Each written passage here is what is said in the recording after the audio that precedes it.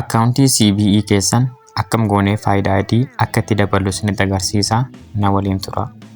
Chaanala kana haaraa yoo taatan subscribe godhaa. Egaa gara Chrome deemuudhaan iddoo search irratti cbefaayidaa.cbe.com.it jettanii search gootu. Erga search gootaniin boodatti iddoo kanarratti jechuudha akkaawuntii keessan gashuudhaan get OTP jettaniini.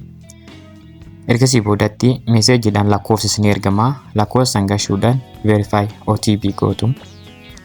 Itti aansuudhaan asitti filannoo lama jira. Login with code, login with biometric jaa. Login with code ni tuqxanii. Ergasii iddoo kanatti lakkoofsa afaanii keessan gashitanii jechuudha. Yeroo lakkoofsa afaanii gashitan send code jettaniini. Ammallee irra deebiidhaan lakkoofsi meeseejiidhaan isiniif ergamaa lakkoofsan gashuudhaan verify kan jettu kana tuqxanii. Itti aansuudhaan iddoo kanatti jechuudha adreesii birth date maal jaa isa kana aloo gootu jechuudha eeyyama kennitaniifi.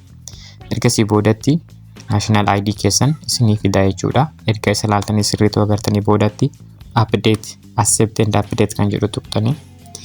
Dhumarratti bifa kanaan xumurree jira jechuudha. Update complete pending approval jaa jechuudha. Galatooma viidiyoo kana nama hedduu fayyada waan ta'eef share godhaa. Yaada qabdan comment irratti barreessaa.